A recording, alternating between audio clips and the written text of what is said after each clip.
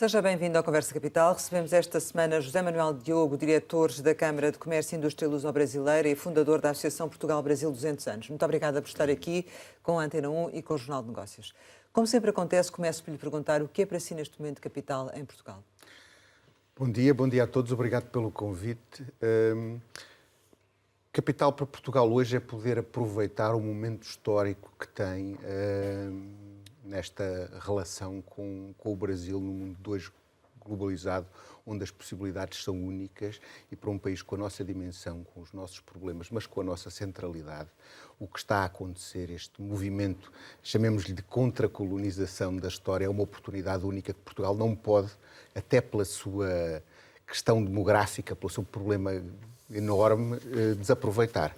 E isso, no meu entender, é o cerne das questões e todo o trabalho difícil que há para fazer sobre isso e por cima dos problemas e das oportunidades que isso levanta, o que é capital hoje em Portugal, no meu entendimento. E teremos a oportunidade, certamente, de explorar um pouco mais essa ideia, mas a atualidade leva-nos para o facto de estarmos a transmitir este programa na altura em que o Presidente do Brasil está em Portugal. Quais são as expectativas que existem para esta presença em Portugal, no âmbito da Cimeira Luso-Brasileira, até porque a Cimeira já não se realizava há algum tempo e o programa é intenso e parece que ambicioso, aparentemente. Esta era uma cimeira há muito tempo desejada, foi muito trabalhada, quer em Portugal, quer no Brasil, mas sobretudo em Portugal, com um frenesi pouco habitual nestas coisas. É realmente um momento importante. A última cimeira aconteceu em 2016, foi em Brasília, era já Primeiro-Ministro António Costa, mas era Michel Temer o Presidente. A agenda não foi muito ambiciosa na altura e depois aconteceram eleições no Brasil, aconteceu a pandemia e tudo ficou ficou parado, ficou em banho-maria. Nesta altura, há um fator específico, é assim, diz-se que esta é a primeira viagem que o Lula da Silva faz à Europa, mas ele já esteve em Portugal depois de Presidente eleito, esteve em novembro, onde veio ter algumas reuniões de trabalho, algumas já na mira de ir tomar posse no dia 1 de janeiro, com muitas personalidades ilustres do Brasil, pessoas com cargos públicos, magistrados, juízes, que hoje moram ou têm residência em Portugal. E essa viagem, quando ele vem da COP no Egito, ele podia ter feito paragem no sítio qualquer, ele sinalizou isso, ou pelo menos isso foi entendido como uma sinalização, e toda a relação institucional que existe, quer do PT e do Lula da Silva, que houve durante todo o processo truculento e turbulento eleitoral brasileiro, ela aproximou os dois países.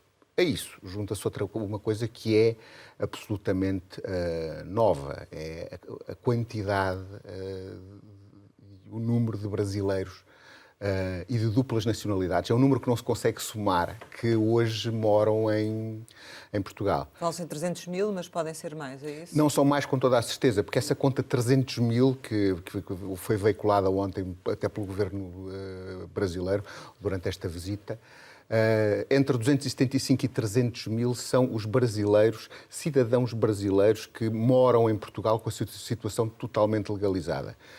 A esses penso que não estão somados os cerca de 100 mil, pelo menos foi esse o número que o nosso Ministério da Administração Interna deu, daquele processo de legalização rápida que aconteceu agora com a entrada em funcionamento do Acordo de Mobilidade da CPLP.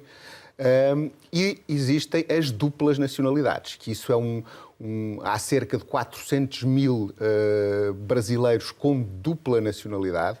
E, atirando esses, eles obviamente não estão todos em Portugal ao mesmo tempo, mas os números consensuais serão à volta de 500 mil de brasileiros. Entre brasileiros e luso... Brasileiros, europeus com dupla nacionalidade. Por exemplo, a terceira comunidade em Portugal são italianos, não é? E, obviamente, são italianos verdadeiros, são muito poucos.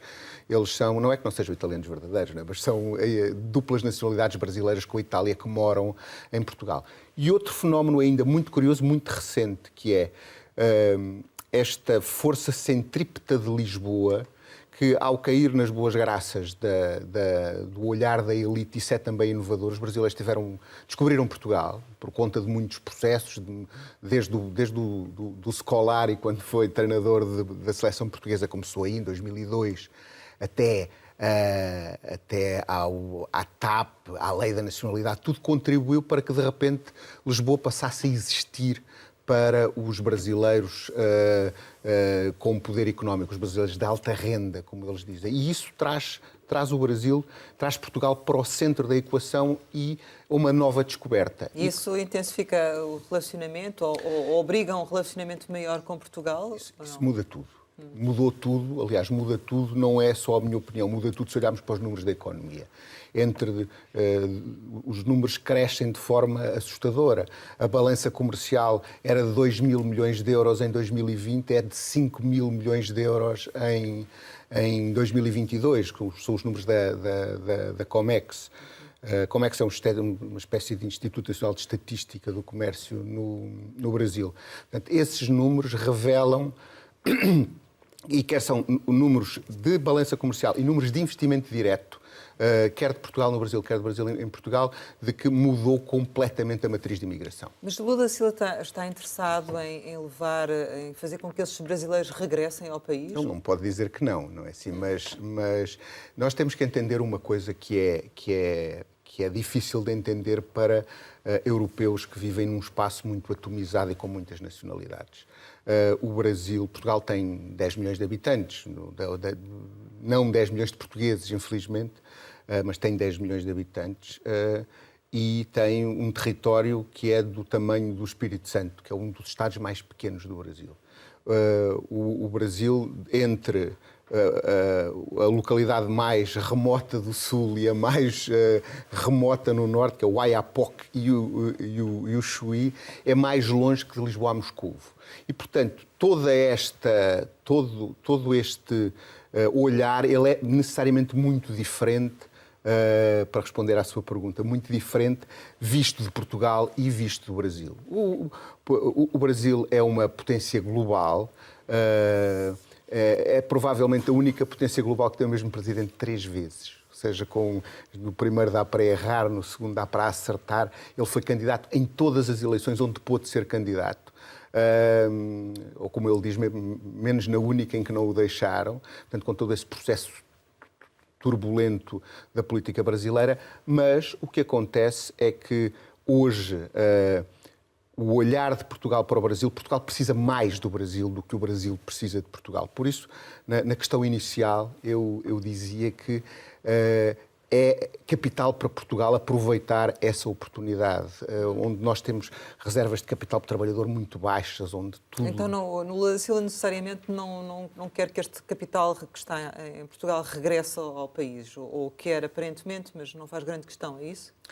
Eu não estou dentro da cabeça dele para poder dizer isso, mas eu acho que ele tem, obviamente, essa narrativa de dizer que quer todos os brasileiros dentro no Brasil e que voltem, porque muitos deles emigraram por conta de questões políticas, por conta de questões que ele gosta de fazer uma linha bem demarcada entre aquilo que é o consulado dele, o primeiro mandato da Dilma Rousseff e depois o que aconteceu com a vitória do Jair Bolsonaro e com as questões macroeconómicas. Portanto, ele não vai dizer, eu não quero, eu quero que todos os brasileiros voltem. Mas para o Brasil e para a diplomacia brasileira e para o Brasil como potência global, é muito importante eles terem este território, entre aspas, claro, brasileiro, com tantos brasileiros decisores morando em Portugal, abrindo associações, tendo fundações, fazendo a ponte para a Europa também. Fazendo essa ponte para a Europa. E isso entrou na narrativa, nós dizíamos, eu lembro-me, entramos agora no meu terceiro mandato, portanto vou caminhar por um período de 6 anos como diretor da Câmara de Comércio e Indústria. Isto a melhor estatística é sempre aquela que nós olhamos, que nós vimos. É? E os inputs que nós recebemos por conta dos brasileiros hoje, que querem vir para Portugal, que querem trabalhar a Portugal, e há 4 anos e meio atrás, é completamente diferente. Eles hoje já não vêm à procura só de segurança ou só de um sítio para terem uma segunda casa ou para terem um plano B para o caso de aquilo correr mal. Eles hoje vêm fazem investimentos, compram património e mais, chamam os outros brasileiros que também viviam no exterior. E isso é quando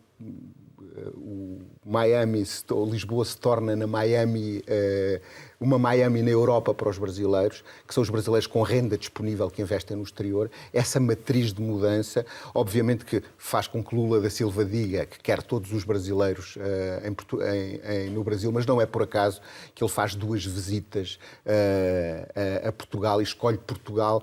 Não é só nós dizermos que é a porta de entrada para a Europa. As ações falam por si.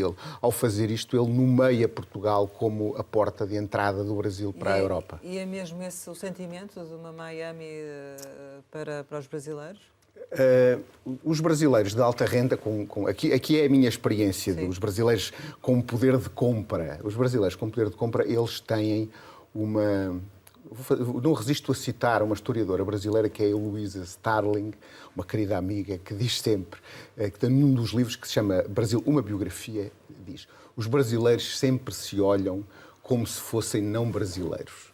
Eles olharam-se como portugueses no século XVIII, como ingleses, franceses no século XIX, como americanos no século XX, e hoje talvez se olhem como portugueses de novo. Passaram 200 anos, houve mais do que tempo, houve ditaduras pelo meio, houve muitas tensões sociais, muitas narrativas que chegaram até à educação, e hoje os brasileiros olham para Portugal com um carinho, com um olhar histórico que faz com que apesar de haver um oceano no meio, o voo de São Paulo para Lisboa dura exatamente o mesmo tempo que o voo de São Paulo para Miami. E, portanto, isso passou a ser uma possibilidade passou a ser natural para os brasileiros morarem em Portugal, investirem em Portugal, viverem em Portugal. E isso não acontecia antes, isso é que é novo. Já mencionou a questão da evolução da balança comercial. Vamos agora explorar outros temas de âmbito económico. Qual tem sido a expressão do investimento brasileiro em Portugal nos últimos anos? Como é que tem evoluído? Os setores onde ele tem evoluído bem, 50,8% de aumento, portanto... Entre que anos? Entre 2020 e 2022. Eu, sob risco de errar algum dos números, eles estão todos disponíveis na Comex, que é o site de estatística do Governo do Brasil, mas são os setores onde se faz o investimento do Brasil em Portugal, que são os setores da aeronáutica, que são muito importantes. O Brasil compra, empresários brasileiros compram a Zogma, que era um ativo português, as Oficinas Gerais de Material Aeronáutico, e que são, juntamente com as 2 fábricas que existem em Évora, fazem com que Portugal, que ao mesmo tempo é comprador de aviões, há 7 anos foi esse um dos grandes acordos, a maior decisão da última cúpula, da última semana foi essa. Embraer. Com a Embraer. Mas a Embraer hoje tem em Portugal, e sobretudo com a compra da Zogma, o que faz que seja o segundo item na balança comercial. Há a siderurgia também, porque a maior siderurgia nacional também foi comprada por um grupo brasileiro.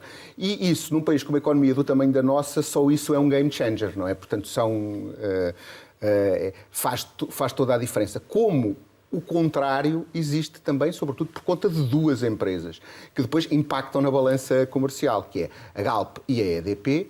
A EDP entrou forte no mercado brasileiro, até mudando a sua configuração acionista, tem uma atitude que já não é só de São Paulo, nem só da distribuição, ela passa a ter operações no Norte, passa a ter uma pegada empresarial muito própria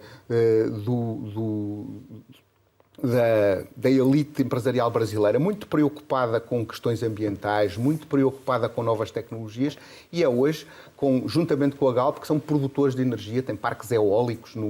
A Galp entrou também no negócio da distribuição e da produção de energia renováveis, e por conta das explorações da Galp em petróleo offshore, com metade da nossa balança comercial com o Brasil é a compra de petróleo. Essa diversificação eu penso que vai acontecer no futuro, ainda não acontece, mas é um mundo de grandes possibilidades e, portanto... E como é que antevê que essa evolução aconteça em 2023? Prevê uma continuação dessa tendência de Já aumento? existem números do primeiro trimestre, os números vão exatamente no mesmo sentido. Há um fator distorcedor que é o fator do petróleo, ou seja, se nós comprarmos petróleo ao Brasil, a nossa balança comercial com o Brasil é muito desequilibrada, mas a verdade é que também nós compramos petróleo ao Brasil, que é a maior parte dele produzido por uma empresa que é portuguesa ou tem sede em Portugal, agora ainda tem acionistas de referência, uma família portuguesa. E, portanto, isso faz com que o petróleo faz com que as expectativas de crescimento sejam, aumentando o consumo, existindo este pipeline, este negócio já estabelecido, as cadeias de distribuição de compra de commodities, e o petróleo é uma commodity, não têm on e off, a gente não compra hoje e para de comprar na semana seguinte. São todas as cadeias logísticas de distribuição, incluindo com as commodities, isso acontece. Em relação ainda à balança comercial, ela tem naturalmente um desequilíbrio grande a favor do Brasil, como não poderia deixar de ser, dado o tamanho das duas economias, mas o que lhe pergunto é, olhando para o futuro e para essa evolução, prevê que essa diferença aumente ou diminua? Hugo, isso é muito importante para Portugal também. Nós percebemos como, porque a hipótese de acontecerem ambas as coisas é verdadeira. Ora, vamos ver. A primeira coisa é com a energia, ou seja, com a compra de petróleo. Se nós, nos únicos 2 anos que houve, nos últimos 20, não sei exatamente quais, mas 2009, 2010, imagino que foram anos em que Portugal não comprou petróleo ao Brasil, por uma questão de estoque na altura, a nossa balança comercial ficou paritária. Houve 2 anos nas últimas 2 décadas onde isso aconteceu. E, portanto, esse fator fará sempre com que... porque nós não temos petróleo e, portanto, precisamos dele. Agora, no resto da economia, naquilo que é novas tecnologias, que é tecnologia, naquilo que é inovação, naquilo que é o novo escopo de empresários brasileiros que existem em Portugal, a possibilidade de Portugal diversificar essa sua balança de comércio externo com o Brasil, quer nas importações, de onde vemos já a soja e o milho que antes não existiam, portanto são coisas novas também, a guerra na Ucrânia. Lá haveremos de chegar, distorce muitas coisas, até o simples facto de, mesmo que em quantidades pequenas, Portugal voltou a importar açúcar de cana. Portugal e a Europa voltaram a importar açúcar de cana do Brasil por conta da quebra do beetroot, do açúcar de beterraba da Ucrânia e do leste da Europa. Mas existem outros setores da economia em que Portugal pode ter uma palavra a dizer. Eles mudaram o azeite tradicional, mas subiu o vinho. Esse tem um boom. Quem anda pelas ruas de restaurantes do Brasil, não falo só de São Paulo, isto que nós sentimos aqui de se falar com sotaque em cada lugar, em cada board de Conselho de Administração, em Portugal nós assistimos a esta referência, a este desejo de referências portuguesas, nas quais o vinho, que é também cultura, junto. A cultura mais lato sensu ainda não, mas esse é outro grande desafio, que é o de, eu penso que pode acontecer, na verdade penso que sim, não é por acaso também que nos encontros bilaterais ao mais alto nível a Margarete Menezes e o Pedro Adão e Silva têm uma das agendas mais cheias, porque as indústrias criativas, elas são, no PIB, por exemplo, mais importantes, contribuem mais para o PIB do que a indústria automotiva, do que a indústria dos automóveis. Há um estudo da semana passada do Instituto Itaú Cultural que fala isso mesmo, a contribuição das indústrias criativas, que vai desde a arquitetura, mas tudo o que seja soft skills no PIB brasileiro, ela impacta mais do que a indústria automóvel, para termos uma noção dessa grandeza.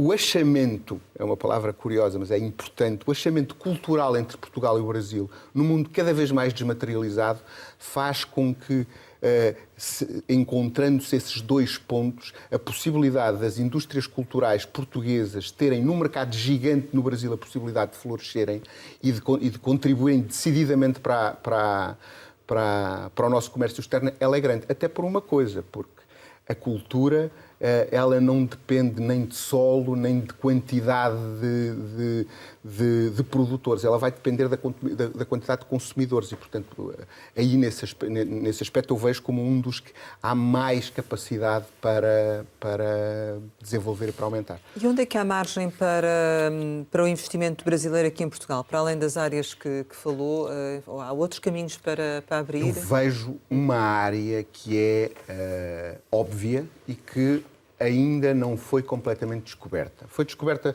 de uma forma romântica, com o vinho, mas devido à desertificação do interior de Portugal e à capacidade ou à qualidade dos solos e à existência de água em Portugal, 80% da água do Douro vai para o mar diretamente sem que ninguém lhe mexa. E as nossas bacias hidrográficas são muito interessantes. E já há investimentos brasileiros feitos na margem do Alqueva, com muita expressão. Mas a produção de alimentos na Europa, com investimento no nosso território, tem um potencial muito grande. E já há brasileiros a olhar... Na agricultura, digamos assim. Na agricultura, que isso depois vai-nos levantar questões com a Europa, uma série de coisas, mas que nós não podemos dar-nos ao luxo de termos metade do país ou 2/3 do país, quando se passa da orla atlântica para lá, desertificados, quando temos, e isso muito aconteceu por conta de Portugal se ter especializado como o resto da Europa em consumir. Se for produzir outra vez, aí há uma oportunidade. E este dinheiro que está a ser investido pelos brasileiros em Portugal está a ficar cá ou está a regressar ao país ou está a ser investido no outro lado? Essa é uma boa pergunta. Eu acredito que estamos numa fase em que o dinheiro se vai multiplicar aqui. E os números dizem isso mesmo. Quando nós passamos do investimento brasileiro de 2 mil milhões para 4 mil milhões, e até pela natureza dos negócios onde ele está a ser investido, é normal que parte fique. Como isso muito terá que ver com o que se desenrolar ou que se desenrolou na Cimeira agora, com acordos de tributação, acordos de taxação e com o elefante dentro da sala há 20 anos, que se chama Mercosul. Não é? O Tratado de Mercosul e também a existência... Os países não têm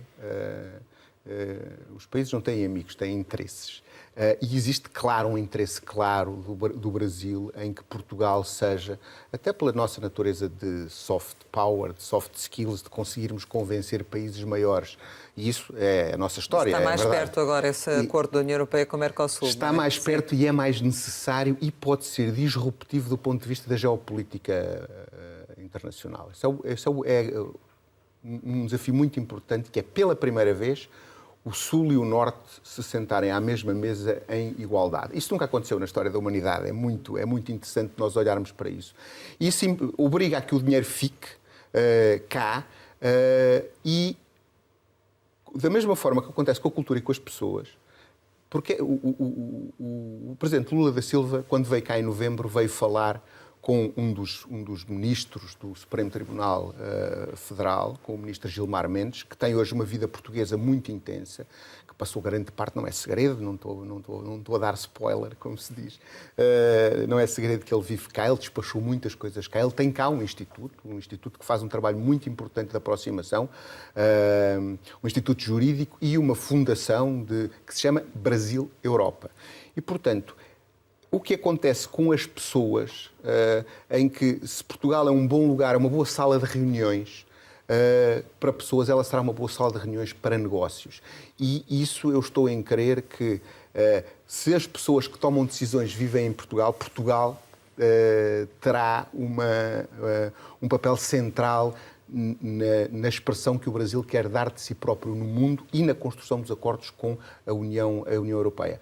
Que é um acordo que está assinado, mas que não entrou em vigor porque não foi ratificado em nenhum dos parlamentos europeus.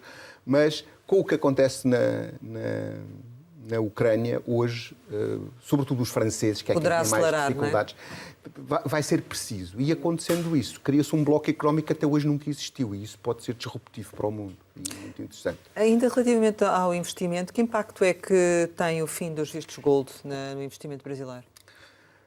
O Brasil é o segundo país em entrada de vistos gold. O visto gold é um mecanismo interessante, o português, sobretudo, porque permite que se adquira a nacionalidade, ou permitia, porque agora foi extinto, embora não tão extinto como se pensava ao princípio. Há uma alternativa, visto empreendedor, não é? E o cultural, que até se relaciona com aquilo que dizia. E a manutenção do status quo. Eu aqui, pessoalmente, acho que o nosso governo geriu este assunto numa perspectiva até de damage control dentro do próprio seio do governo mais do que outra coisa, porque não é muito inteligente cortar uma linha de financiamento da economia que sozinha valeu mais do que, por exemplo, a troca comercial entre Portugal e o Brasil num ano, foi 6 mil milhões de euros ou de euros, mas que não trouxe problemas, não trazia problemas. Trouxe este problema da habitação, sim, era preciso corrigi-lo. Nós até demos uma... Sim, mas o fundamento que esteve na base noutros países do fim dos vistos gold não era o mesmo que em Portugal. Não era, por conta da imigração que nós temos. Claro. Não é? Portanto, não há práticas ilícitas agregadas ao visto gold. Portanto, a manutenção do visto cultural, do cinema da mobilidade, portanto, todos esses são importantes. Agora, para o Brasil impactam menos. E porquê?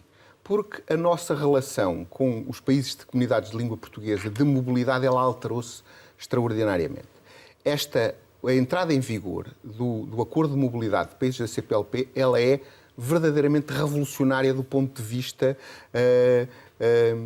geopolítico e de acordos geopolíticos, porque permitir-se a um cidadão, só porque trabalha num país, só porque é cidadão de um país de língua portuguesa, poder ter acesso automático à residência noutro país é uma coisa revolucionária. Hoje, o visto de mobilidade é um visto consular que se tira na internet. Uma pessoa que não tenha antecedentes criminais não precisa nem de ter emprego garantido, nem de ter uma carta de chamada, que se costuma dizer, nem ter dinheiro no bolso, nem seguro. Ela tem que assinar uma declaração a dizer assim, eu responsabilizo-me por mim. Isso garante-lhe um ano de estadia legal em Portugal, a priori, mas que se prolonga automaticamente, se cumpridas as condições e não acontecendo nenhum problema, automaticamente por mais 2 e por mais 2. Ao fim de 5 anos, está-se em condições de aceder à cidadania. Isso é uma coisa muito ousada, muito arrojada, mas para Portugal, infelizmente, com 1,4 taxa de fertilidade, 1,4 filhos por mulher, não temos outra hipótese, porque as projeções demográficas de Portugal são catastróficas. Não é? Portanto, nós em 2050 termos 7 milhões de habitantes e em 2100 termos 4 milhões ou 5 milhões. Portanto, ninguém consegue verdadeiramente prever, porque o aumento da esperança de média de vida também. Mas tem algum receio desse impacto? Ou... Não, vai haver impactos, não é? Está a haver já, está a haver impactos. Eu dou um exemplo, aliás, que me levou até a trocar umas palavras com uma das mais notáveis jornalistas brasileiras. Isso é outra coisa importante. Aqui em parênteses, há redações da imprensa brasileira em Portugal de uma forma como nunca existiu. Há correspondentes de todos os jornais, há novas televisões, a Band News vai agora, é uma das coisas desta cimeira, a Bandeirantes vai abrir um canal de televisão internacional, vai começá-lo em Lisboa, porque os brasileiros são um grupo de clientes sozinhos. Para um empresário português se internacionalizar para o Brasil, ele não precisa de ir para o Brasil. Porque se tivermos 500 mil consumidores, e isto é um número conservador, com um código cultural próprio, até com apetites comerciais e de consumo específicos, igualmente a isso, provavelmente só o grupo de sócios do Benfica será maior do que o número de brasileiros. Portanto, essa internacionalização para o Brasil acontece aqui. Mas penso que me tinha dito outra coisa. Não, eu estava a falar da questão do visto de mobilidade e do facto de efetivamente ser previsível que cheguem muito mais brasileiros e os que estão a chegar não são só aqueles que estamos a falar do capital, são outros também. Sim, claro. que não têm esse capital para investir e, portanto, vêm apenas para trabalhar e para tentar outras oportunidades. Isso, a certa altura, pode criar aqui alguns problemas a nível da integração ou não? Aí a cultura tem um papel muito importante. Claro que vai criar. Eu estava a falar da comunicação social, já sei porquê. Há notícias cada vez mais regulares que dizem que os portugueses vêm imigrantes e depois têm que se ir embora porque têm dificuldades, porque não conseguem arranjar emprego. E que esse número aumentou muito. Claro que aumentou, porque aumentou muito o número de brasileiros que mora em Portugal. E como a notícia é feita sempre de uma individualidade, não é? Quando há notícia de alguma coisa que corre mal, é de uma pessoa ou de um pequeno grupo de pessoas. É normal que esses casos aumentem. E, portanto, é preciso que Portugal, que as autoridades portuguesas tenham um plano para que isso aconteça, para que quando os portugueses originários que estão cá em Portugal e esta nova geração de portugueses que não têm as suas origens em Portugal, quando os dois tiverem que falar juntos, isso vai criar tensões e conflitos que é preciso resolver. Mas eu dou-lhe um exemplo. Ainda ontem parei numa terra perto de Lisboa, que se chama Vila Nova de Mil Fontes. E parei, almocei e nesse almoço um dos temas de conversa foi o número de pessoas do Bangladesh, nem sequer brasileiros, que existem lá.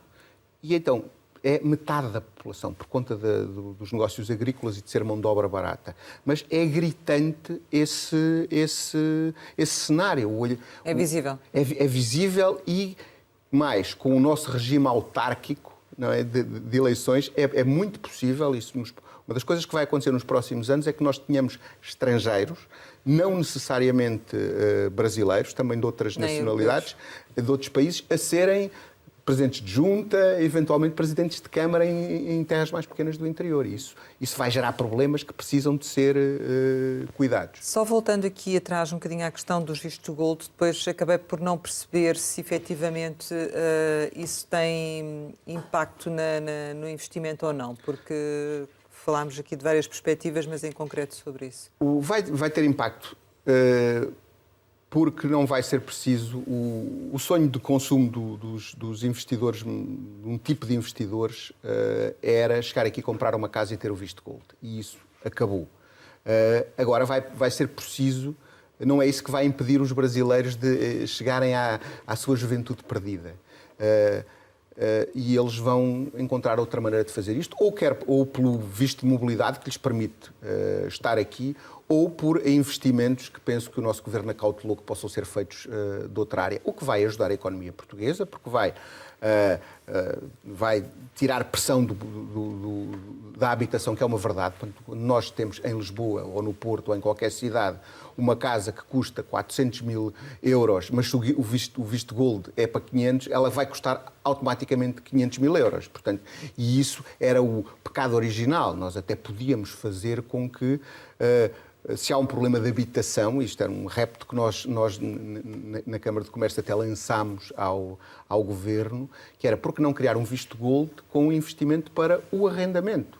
Porque se o Governo estava disponível a garantir as rendas aos proprietários de hoje, por que não garantir o investimento, por que não garantir o rendimento a investimento estrangeiro que invista em casas de habitação, em casas para arrendar e o Estado garanta. É a mesma coisa. É uma medida aparentemente simples, mas que aparentemente não fomos ouvidos. Mas a ideia está aí para poder ser feita.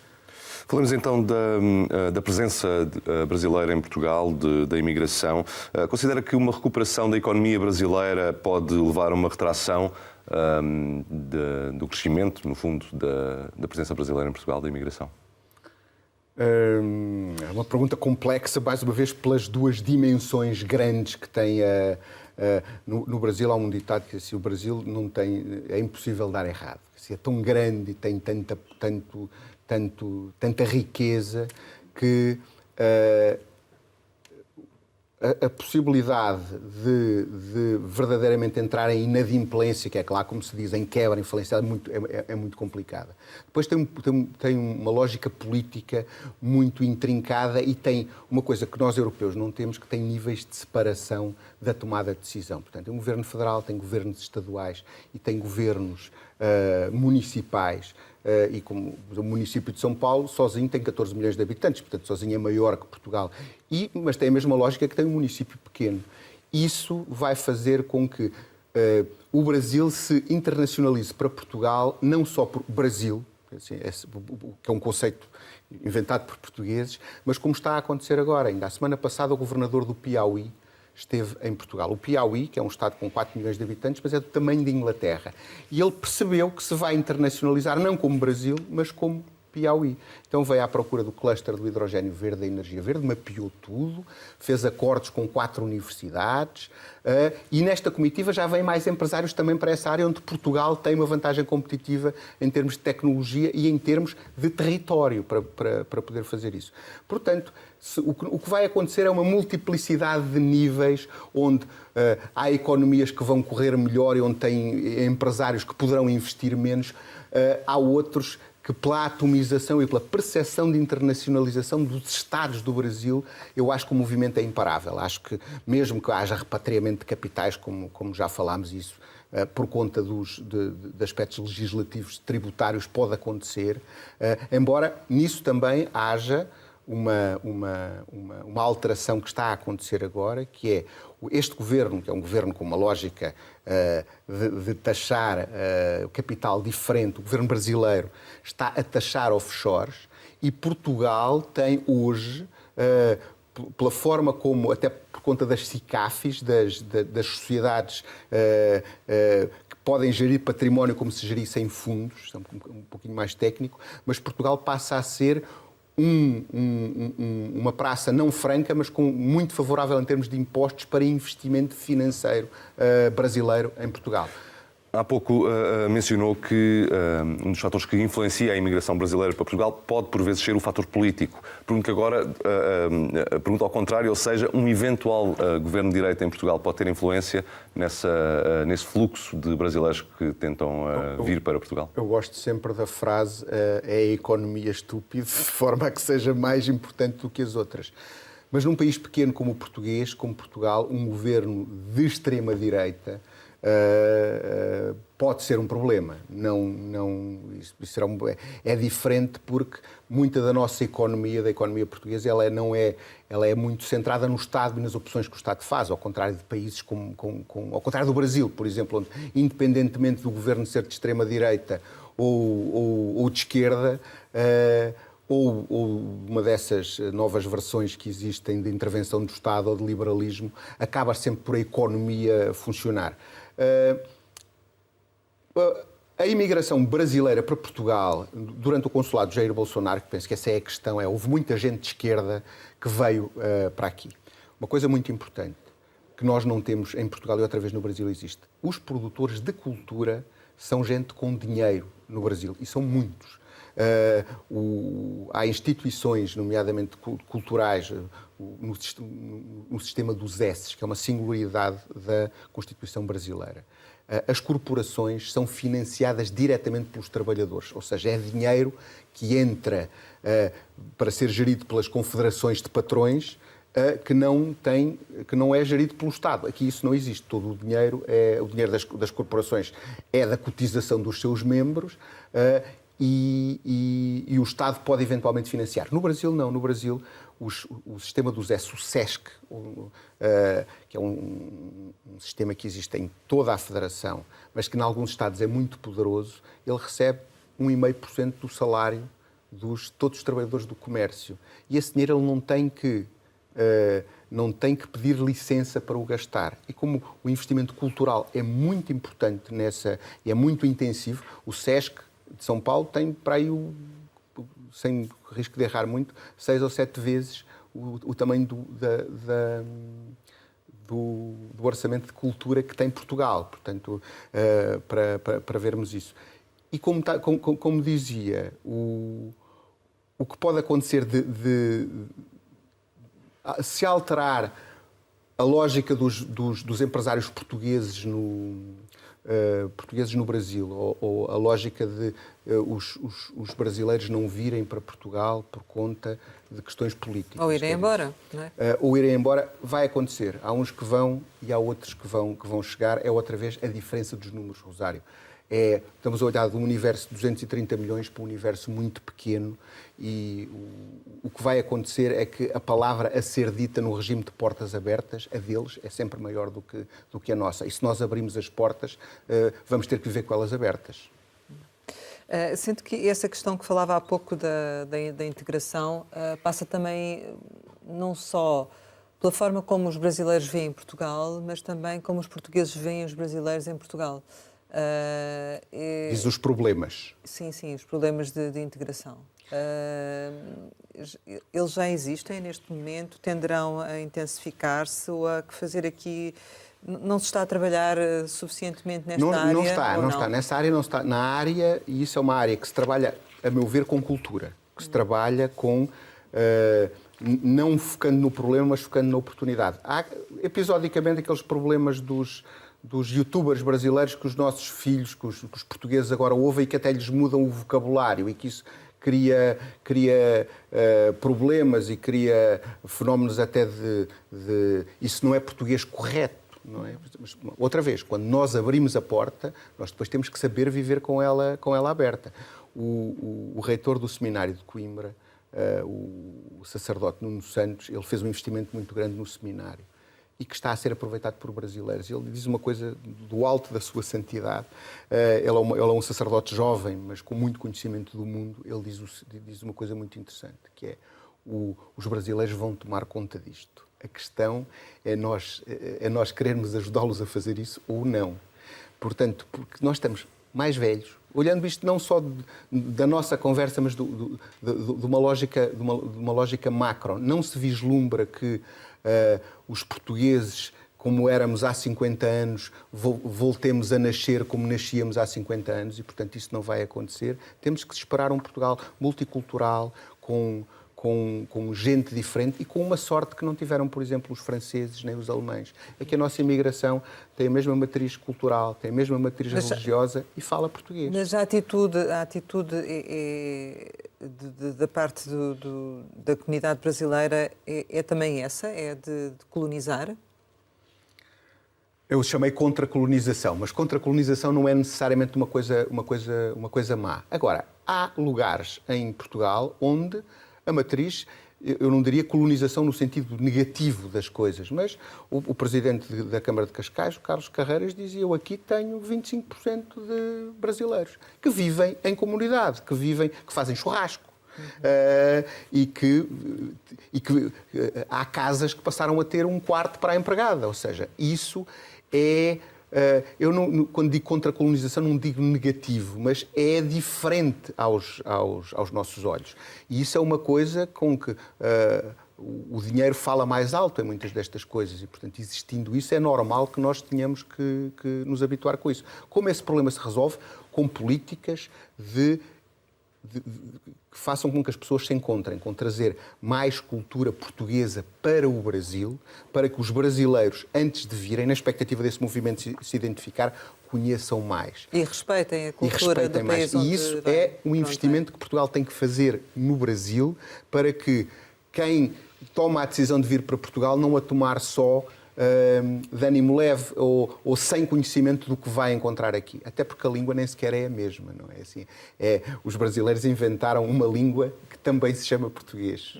É diferente. Em relação ao investimento português no Brasil, já falámos aqui um bocadinho, mas também se percebeu que ficam aquém daquilo que poderia ser e do que é expectável e do que eventualmente possa vir a ser.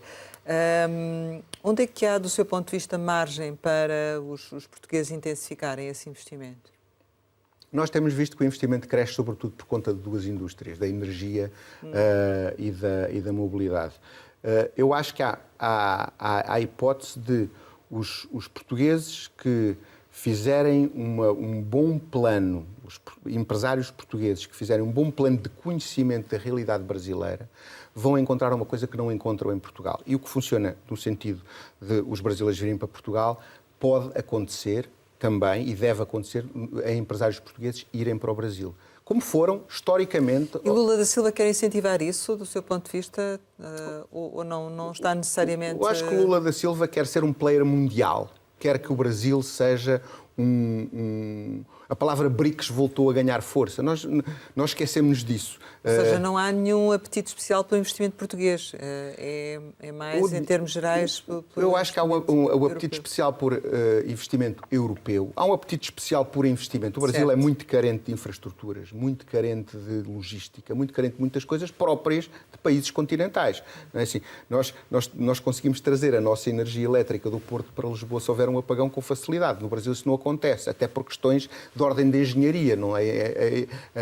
A eletricidade vai-se perdendo ao longo do caminho. Portanto, é normal, e daí até pelo conhecimento do talento, do conhecimento português que existe em determinadas áreas, até da inovação. Olha, este caso do hidrogénio verde, ele abre imensas possibilidades de que, não no sentido do investimento, se bem que Portugal, nesta altura, acho que é o 17º investidor estrangeiro no Brasil. Salvo erro, é por aí, é dessa ordem de grandeza.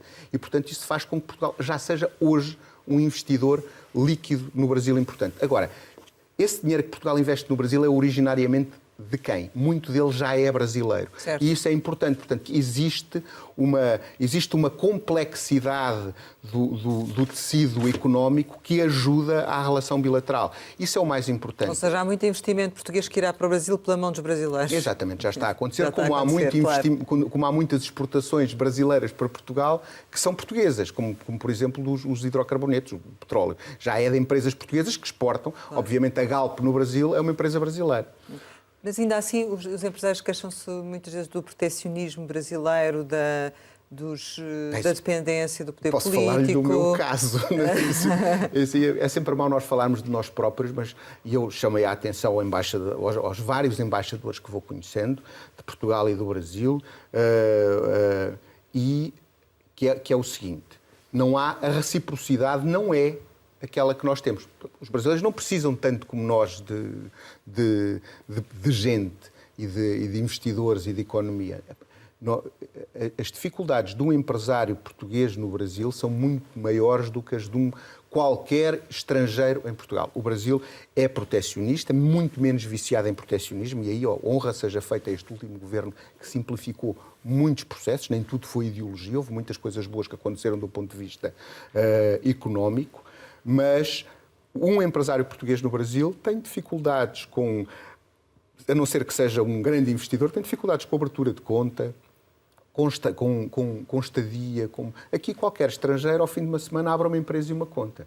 No Brasil não é possível ainda hoje, apesar do Tratado de Amizade de Porto Seguro, não é possível a um português ter uma empresa sozinho. Ele tem que ter um sócio brasileiro. Portanto, a não ser que seja investidor e que seja uma coisa grande, ou seja, para a maior parte dos nossos investidores e empresários que são pequenos, isso é uma dificuldade. Uma das coisas que espero que esteja em cima da mesa para que essa igualdade de direitos na agenda que está a ser preparada, que é sobretudo uma agenda que tem a ver com a cultura, que tem a ver com a tecnologia, que tem a ver com a educação e que nós estamos a educar tanto a classe, a futura classe dirigente brasileira está a ser educada nas universidades portuguesas. Uma das partes mais importantes e desejada pelo Brasil da agenda é a equivalência do secundário e do primário, e isso pode parecer uma coisa pouco importante, mas não. Isso é fazer com que não haja ruptura na vida das famílias quando se muda do Brasil para Portugal. Portanto, isso é um indicador, como a Rosário muito bem dizia, de que vai recrudescer, vai aumentar o número de brasileiros que vão poder vir para Portugal, porque esse é um dos pedidos específicos do Brasil, e que, em troca, nós consigamos ter isso, consigamos ter uma vida um bocadinho mais facilitada, poder ter uma conta bancária, poder ter o acesso ao RG, ao Registro Geral, o nosso bilhete de identidade, com as regras que nós oferecemos aqui também aos brasileiros.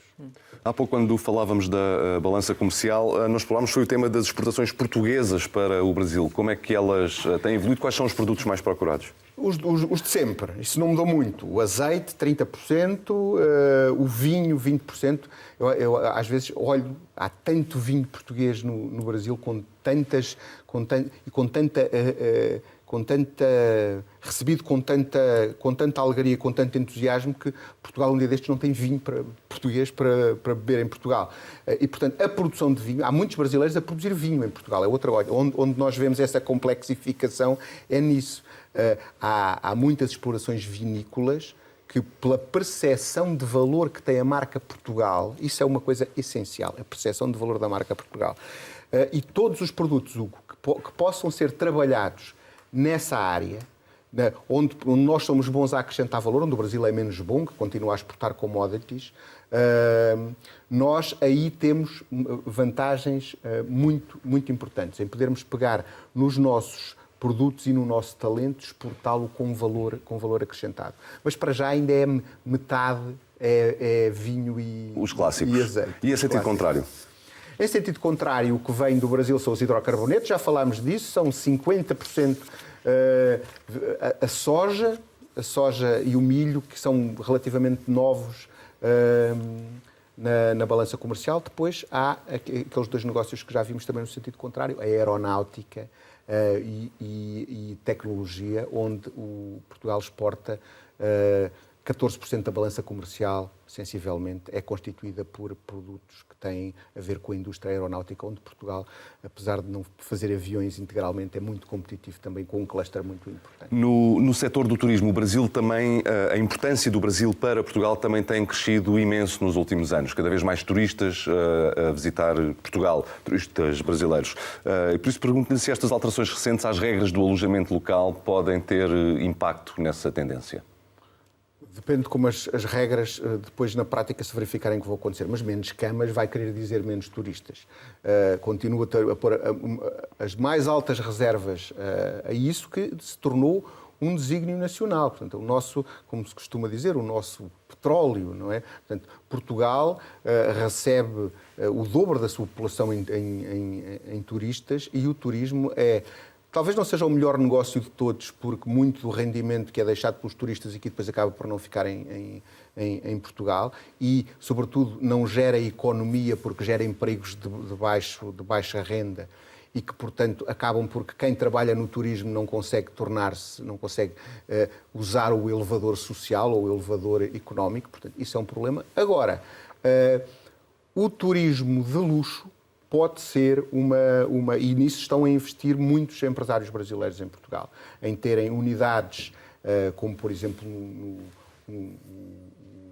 o empresário do Banco Master, o Roberto Mani, ele comprou a Quinta da Romaneira, está a fazer vinho de alta qualidade lá. Portanto, o luxo europeu, quando eu digo luxo europeu, é a forma como os brasileiros veem a Europa, que é outra coisa nova.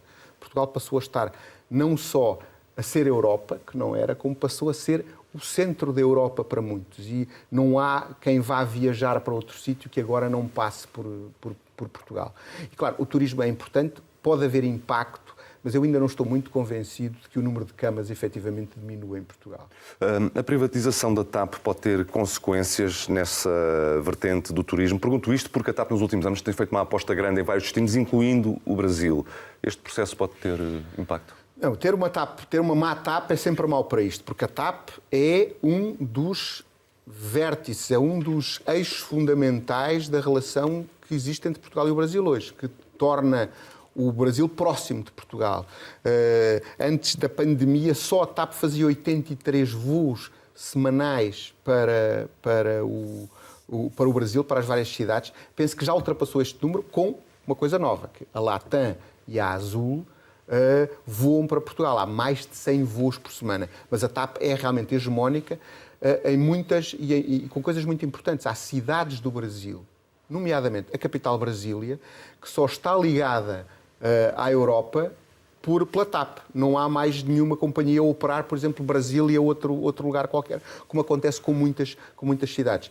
A TAP eu consigo perceber o drama que é entender se a TAP deve ser privatizada ou não, ou como deve ser privatizada, ou que tipo de serviço o Estado deve garantir que quem gira a TAP entregue ao país. Agora, se estamos de acordo que a relação com o Brasil tem uma dimensão estratégica para Portugal do ponto de vista da mobilidade, não podemos, usando uma expressão brasileira, não podemos dar mole no sentido de que quando tivermos novos gestores para a TAP, se descure esse canal. Porque hoje, para um empresário como... Por exemplo, eu, se quiser ir para São Paulo, posso ir todos os dias.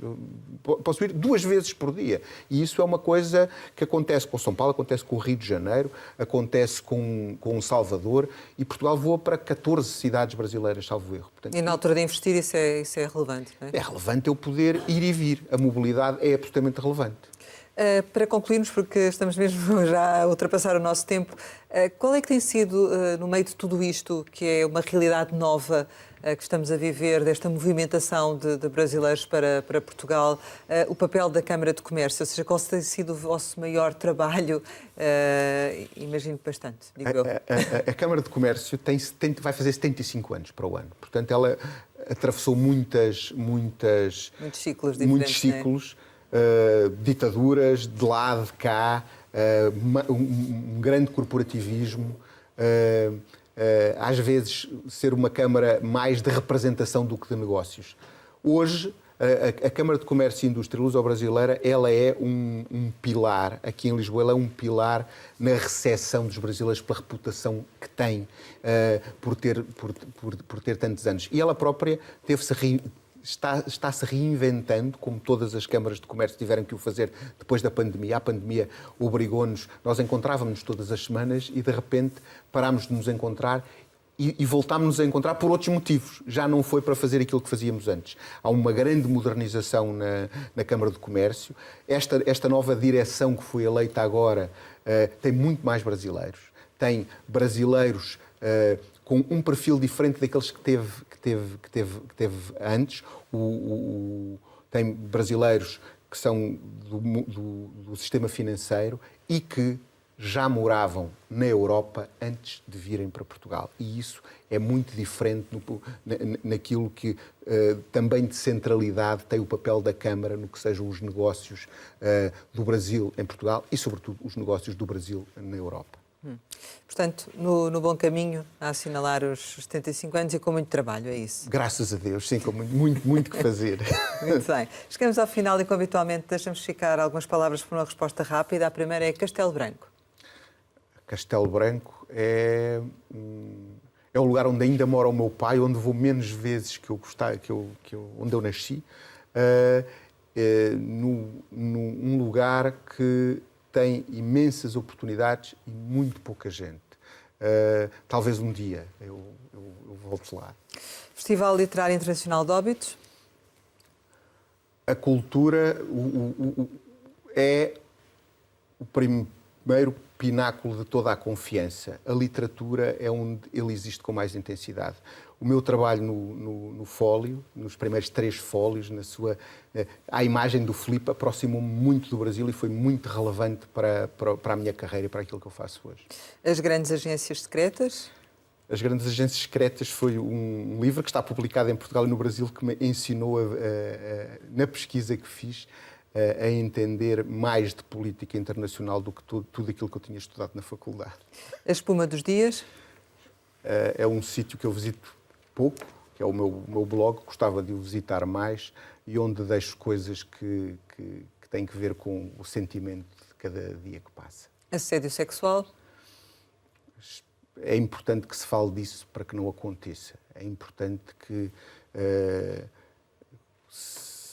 o que já acontece nas notícias de todos os dias, não é só nas notícias de todos os dias, é na vida de todos os dias. E cabe muito aos homens tomarem a dianteira em fazer esse tipo de denúncias também em poderem, embora não seja necessariamente uma questão de género, seja também uma questão de poder, ele é um problema que está em todos os setores da nossa sociedade. Eutanásia.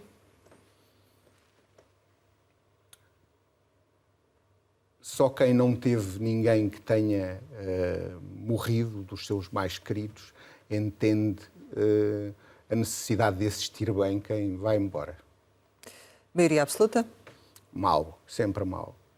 Família. O mais importante e central. Sonho. como dizia Fernando Pessoa, continuo a ter em mim todos os sonhos do mundo. Saudades? Geríveis entre Portugal e o Brasil, saudades de cá e de lá, saudades sempre do futuro, não do tempo que já passou. Brasil? É a melhor invenção de Portugal e o sítio onde eu sou mais feliz. Portugal? É a minha pátria, o meu país. José Manuel Diogo, muito obrigada por ter estado neste Conversa da Capital. Pode rever a entrevista com o diretor da Câmara de Comércio e Indústria Luso-Brasileira em www.rtp.pt ou ouvir em podcast. Regressamos para a semana, sempre neste dia, esta hora, e claro, contamos consigo.